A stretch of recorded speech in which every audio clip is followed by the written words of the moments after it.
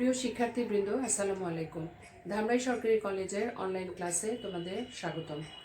আমি আজকে ডিগ্রি প্রথম বর্ষ ব্যষ্টিক অর্থনীতির উপরে একটি ক্লাস নেব। আমাদের আজকের অধ্যায় 6 আয় ও ব্যয় তত্ত্ব। আমাদের আজকের টপিক ব্যয় কাকে বলে, 2 নম্বর ব্যয়ের প্রকারভেদগুলি কি, 3 নম্বর স্বল্পকালীন ব্যয় ও দীর্ঘকালীন ব্যয় অপেক্ষক ব্যয় কাকে বলে, এবং সবশেষে আমরা পড়ব ব্যয় অপেক্ষক কাকে বলে। প্রথমেই আমরা পড়ব ব্যয় কাকে বলে।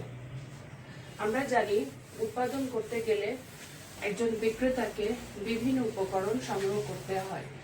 এই একজন উৎপাদনকারীকে উপকরণ বাবদ যে ব্যয়গুলি করতে হয় তাকেই উপকরণ ক্রয় বাবদ যে ব্যয় করতে হয় তাকেই বলা হয় উৎপাদনের ব্যয়। সাধারণত ভূমি, শ্রম এবং মূলধন এবং সংগঠন। উৎপাদন করতে গেলে আমরা জানি উৎপাদন অপেক্ষক হচ্ছে ফাংশন অফ এল কে, অর্থাৎ উৎপাদন করতে গেলে উপকরণ লাগে এবং এই উপকরণগুলিকে যদি ক্রয় করতে হয়, অর্থাৎ আমরা যদি ধরি যে উৎপাদনে যে 4টি উপকরণ আছে, ভূমি একটি, এরপর হচ্ছে শ্রম একটি, এরপরে মূলধন একটি এবং সবশেষে সংগঠন। এই 4টি উপকরণ উৎপাদন করতে গেলে আমাদের সংগ্রহ করতে হয়।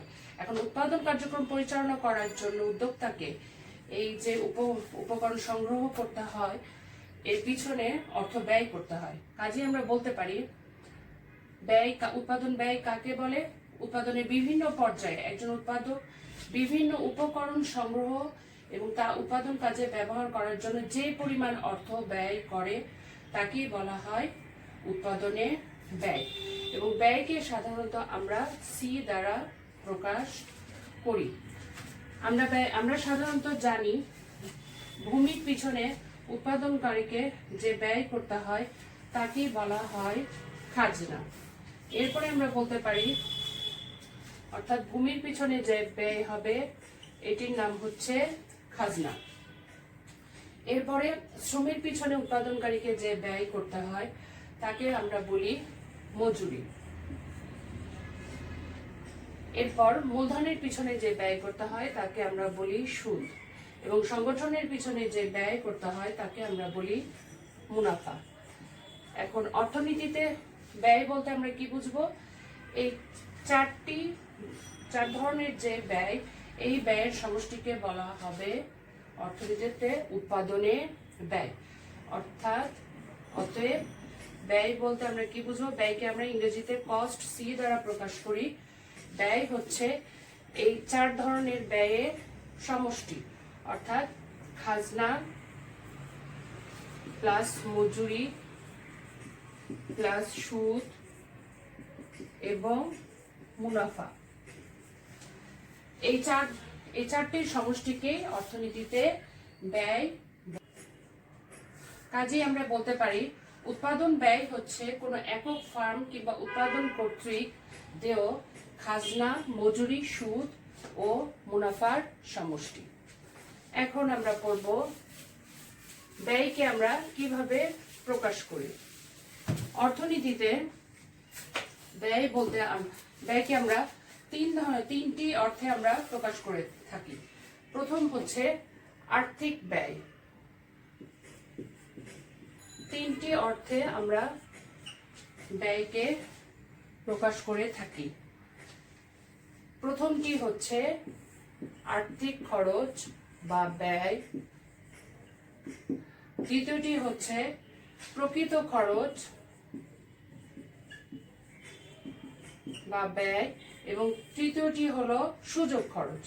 এই 3 অর্থে আমরা সুযোগ খরচ, এই 3 অর্থে আমরা উৎপাদনের ব্যয় বা খরচকে প্রকাশ করে থাকি। প্রথমেই আমরা পড়ব আর্থিক ব্যয় কাকে বলে। আর্থিক ব্যয় কাকে বলে?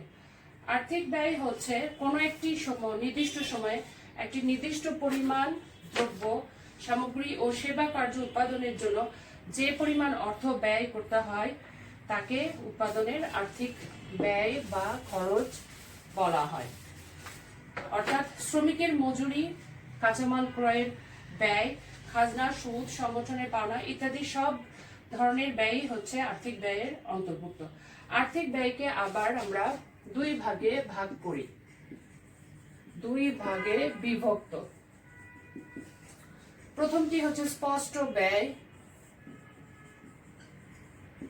স্পষ্ট ব্যয়, এবং দ্বিতীয়টি হলো অস্পষ্ট বা অপ্রকাশিত ব্যয়। স্পষ্ট ব্যয় কাকে বলে? যেসব উপাদান আমরা বাজার থেকে সরাসরি ক্রয় করি, সেই সব উপাদান ক্রয় করতে যে ব্যয় করা হয় তাকে বলা হয় স্পষ্ট ব্যয়। যেমন আমরা মজুরি, সুদ, খাজনা, কাঁচামালের দাম ইত্যাদি। মজুরি, সুদ, কাঁচামালের দাম, কাঁচামাল ইত্যাদির পিছনে যে ব্যয়টি হয় তাকে আমরা বলি স্পষ্ট ব্যয় বা এক্সপ্লিসিট কস্ট। এরপরে আমরা পড়ব অস্পষ্ট ব্যয় কাকে বলে। অস্পষ্ট, অপ্রকাশিত ব্যয় কাকে বলে? এমন কিছু উপাদান আছে যেগুলি আমরা বাজার থেকে সরাসরি ক্রয় করতে পারি না, যেমন উৎপাদকের নিজের শ্রম, মূলধন, জমি। উৎপাদকের নিজের শ্রম, এরপরে হচ্ছে জমি, উৎপাদকের নিজস্ব জমি হতে পারে, এবং মূলধন, সে যদি নিজেই মূলধনের যোগান দেয় ইত্যাদি। এইসব উপাদান বাজার থেকে ক্রয় করা হয় না বলে আপাত দৃষ্টিতে এদের কোনো আর্থিক ব্যয় নেই, কিন্তু উৎপাদকের এগুলো যদি নিজের না থাকতো তাহলে এগুলি তাকে অবশ্যই বাজার থেকে ক্রয় করতে হতো। এই জন্য উৎপাদকের এইসব নিজস্ব উপাদানের ব্যয়কে বলা হয় অস্পষ্ট ব্যয় বা অপ্রকাশিত ব্যয়। এরপরে আমরা পড়ব প্রকৃত খরচ বা ব্যয় কাকে বলে।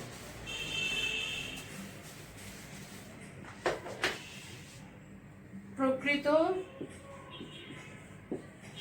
ব্যয় কাকে বলে? অধ্যাপক মার্শাল এবং তার অনুসারীগণ এই প্রকৃত ব্যয়ের ধারণাটি প্রবর্তন করেন।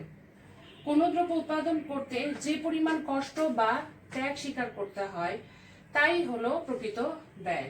অর্থাৎ যে পরিমাণ কষ্ট অথবা ত্যাগ আমরা স্বীকার করি একটি পণ্য উৎপাদন করতে গেলে, একজন উৎপাদনকারীকে স্বীকার করতে হয়, তাকেই বলা হয় প্রকৃত ব্যয়।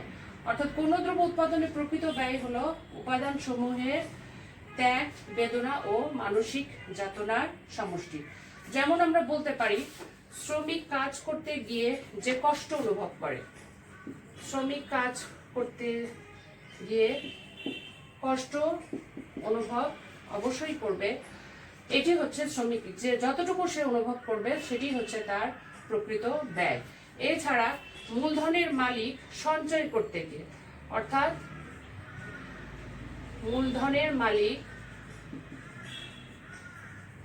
সঞ্চয় সে যদি করে তাহলে অবশ্যই তাকে বর্তমান ভোগ থেকে তাকে বিরত থাকতে হবে। অর্থাৎ এক্ষেত্রে সে ভোগের ক্ষেত্রে যে ত্যাগটা সে স্বীকার করে সেটি হচ্ছে মূলধনের প্রকৃত ব্যয়। এছাড়াও একজন উদ্যোক্তাকে সংগঠক বা উদ্যোক্তা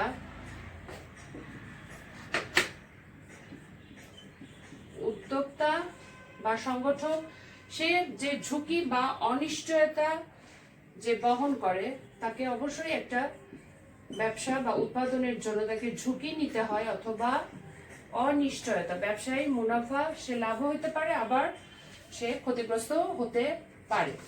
কাজে এক্ষেত্রে উদ্যোক্তাকে যে ঝুঁকি বা অনিশ্চয়তার জন্য যে মানসিক যাতনা ভোগ করতে হয় তাই হলো উদ্যোক্তার প্রকৃত ব্যয়।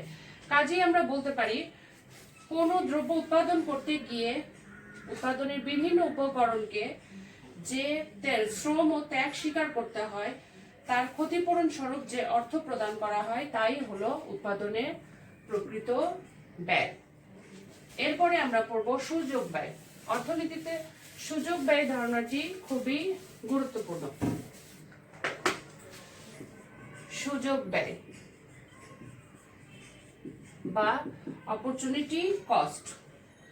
কোন দ্রব্যের সুযোগ ব্যয় হলো তার বিকল্প দ্রব্য ত্যাগের ব্যয় বলে। কোনো একটি দ্রব্যের উৎপাদনের ফলে অন্য যে সকল দ্রব্য উৎপন্ন করা যায় না তাই হলো উৎপন্ন দ্রব্যের সুযোগ ব্যয়। যেমন আমরা বলতে পারি, এক খণ্ড জমিতে যদি 10 মণ ধান অথবা 5 মণ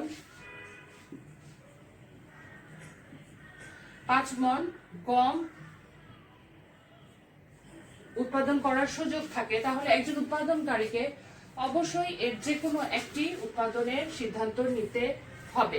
সে দুটি পণ্য একই সাথে উৎপাদন করতে পারবে না। কাজেই একজন উৎপাদনকারী যদি ধান উৎপাদনের সিদ্ধান্ত নেয় তাহলে তাকে অবশ্যই গম উৎপাদনের সিদ্ধান্ত থেকে সরে আসতে হবে। এক্ষেত্রে আমরা বলবো 10 মণ ধানের সুযোগ ব্যয় হচ্ছে 5 মণ গম। অথবা সে যদি গম উৎপাদন করে তাহলে তাকে অবশ্যই ধান উৎপাদনের সুযোগ থেকে বঞ্চিত হতে হবে। কাজেই আমরা বলবো 5 মণ গমের সুযোগ ব্যয় হচ্ছে 10 মণ ধান। সুযোগ ব্যয় রেখাটি যদি আমরা অঙ্কন করি তাহলে আমরা কিভাবে আঁকতে পারবো? সুযোগ ব্যয় রেখা সরলাকৃতির হতে পারে, অথবা উত্তল আকৃতি, অথবা অবতল আকৃতি, 3 ধরনেরই হতে পারে।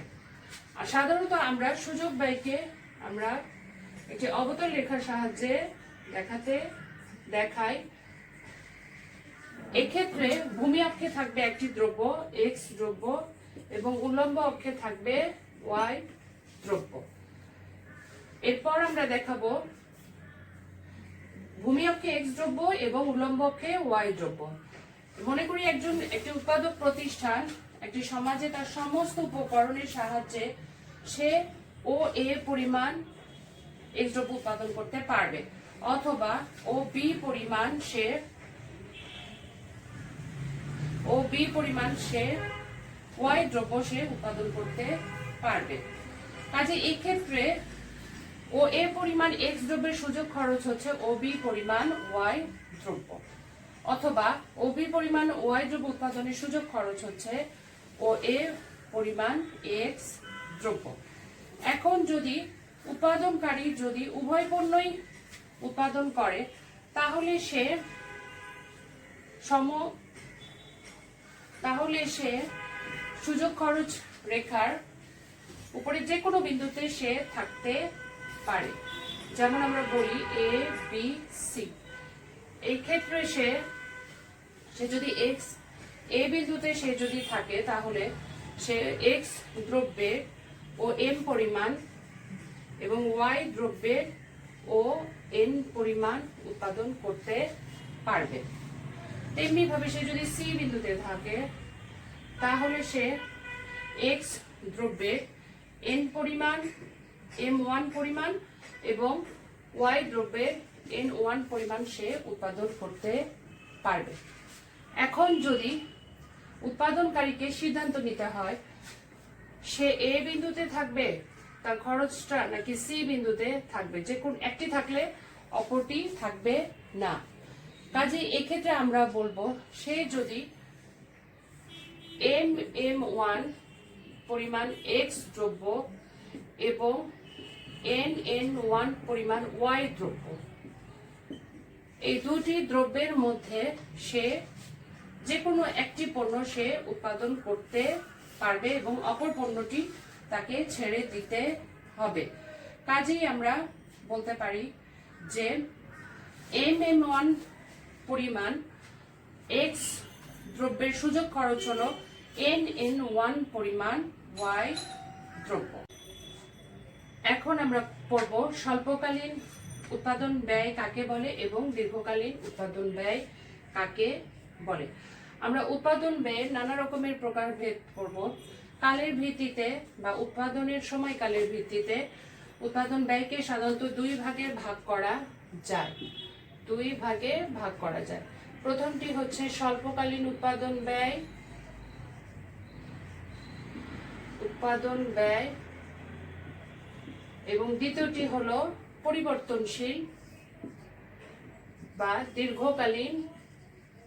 দীর্ঘকালীন উৎপাদন ব্যয়। স্বল্পকালীন উৎপাদন ব্যয় কাকে বলে? স্বল্পকাল বলতে এমন এক সময় মেয়াদকে বোঝায় যে সময়ে উৎপাদনের স্থির উপকরণগুলোকে কোনো পরিবর্তন করা যায় না। স্বল্পকালে দুই ধরনের উপকরণই আমরা ব্যবহার করি, স্থির উপকরণ প্লাস পরিবর্তনশীল উপকরণ। উপকরণ স্বল্পকাল বলতে এমন একটি সময় মেয়াদকে বোঝানো হয় যে সময়ে অন্তত একটি উপকরণ হলেও স্থির থাকবে, অর্থাৎ কোনো নির্দিষ্ট সময় মেয়াদকে বোঝানো হয় না। কাজেই স্বল্পকালে শুধুমাত্র পরিবর্তনশীল উপকরণ হ্রাস বৃদ্ধি করে একজন উৎপাদনকারী তার উৎপাদনের পরিমাণ হ্রাস বৃদ্ধি করতে পারে। কাজেই আমরা বলতে পারি স্বল্পকালে শুধুমাত্র পরিবর্তনশীল উপকরণের জন্য যে ব্যয় হয় তাকে বলা হয় স্বল্পকালীন উৎপাদন ব্যয়। এখন পরিবর্তনশীল উপকরণগুলো কোনগুলি? পরিবর্তনশীল উপকরণ হতে পারে কাঁচামাল, হতে পারে কাঁচামাল, মজুরি ইত্যাদির পিছনে একজন উৎপাদনকারীকে যে ব্যয় করতে হয় তাকে বলা হয় স্বল্পকালীন উৎপাদন ব্যয়। কিন্তু কোনো স্থির উপকরণের পিছনে এখানে কোনো ব্যয় থাকে না। স্থির উপকরণ কোনগুলি? মেশিনারি, বিল্ডিং, প্রযুক্তি ইত্যাদি। এরপরে হচ্ছে দীর্ঘকালীন উৎপাদন ব্যয়। উৎপাদন ব্যয় কাকে বলে? দীর্ঘকাল বলতেও এমন একটি সময় মেয়াদকে বোঝানো হয় যে সময়ে উৎপাদনের সকল উপকরণ হবে শুধুমাত্র পরিবর্তনশীল, অর্থাৎ এই ক্ষেত্রে কোনো স্থির উপকরণ থাকবে না, সকল উপকরণই হবে পরিবর্তনশীল। কাজেই আমরা বলতে পারি যে দীর্ঘকালে পরিবর্তনশীল উপকরণ ক্রয় বাবদ একজন উৎপাদনকারী যে ব্যয় করে তাকে বলা হয় দীর্ঘকালীন ব্যয়।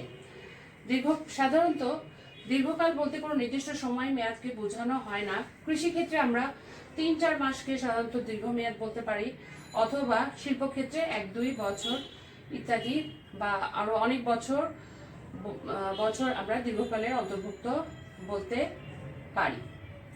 এরপরে আমরা পড়ব ব্যয় অপেক্ষ কাকে বলে। আমরা এই ধারণাগুলো খুব ছোট ছোট করে হলেও আমরা পড়ব ছোট কোশ্চেনের জন্য বা আমাদের বেসিক জ্ঞানের জন্য। ব্যয় অপেক্ষ কাকে বলে? ব্যয় অপেক্ষ ব্যয় আমরা জানি ব্যয় কিসের উপরে নির্ভর, একজন উৎপাদনকারীর ব্যয় কিসের উপরে নির্ভর করে?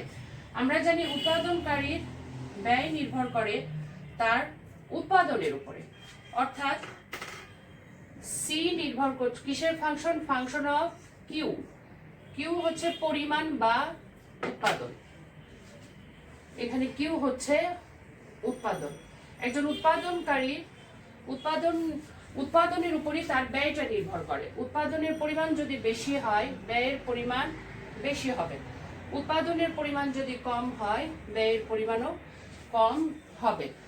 কাজেই আমরা বলতে পারি উৎপাদনের পরিমাণের সাথে উৎপাদন ব্যয়ের যে নির্ভরশীলতার সম্পর্ক তাকেই বলা হয় ব্যয় অপেক্ষ।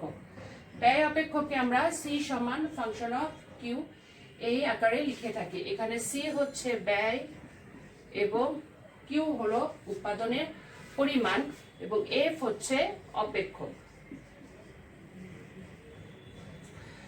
এখন এই পরিমাণের সাথে উৎপাদন ব্যয়ের সম্পর্ক কি? পরিমাণের সাথে উৎপাদন ব্যয়ের সম্পর্ক হচ্ছে ধনাত্মক, অর্থাৎ উৎপাদনের পরিমাণ যদি বাড়ে তাহলে ব্যয় বাড়বে এবং উৎপাদনের পরিমাণ কমলে ব্যয় কমে যাবে। প্রিয় শিক্ষার্থীবৃন্দ, আমরা আজকে পড়লাম উৎপাদন ব্যয় কাকে বলে। উৎপাদন ব্যয়ের প্রকারভেদ আমরা নানা রকমের পড়ব, এরপরে আরো বিস্তারিত পড়তে হবে আমাদের, কিন্তু আমরা আজকে পড়লাম ব্যয়কে কয়ভাবে প্রকাশ করা যায়। আর্থিক ব্যয়, প্রকৃত ব্যয় এবং সূচক ব্যয়, এই 3 ধারণার সাহায্যে ব্যয় অর্থনীতিতে ব্যয়কে প্রকাশ করা হয়। এছাড়াও আমরা আরো অন্যান্য ব্যয় প্রকারভেদ পড়ব।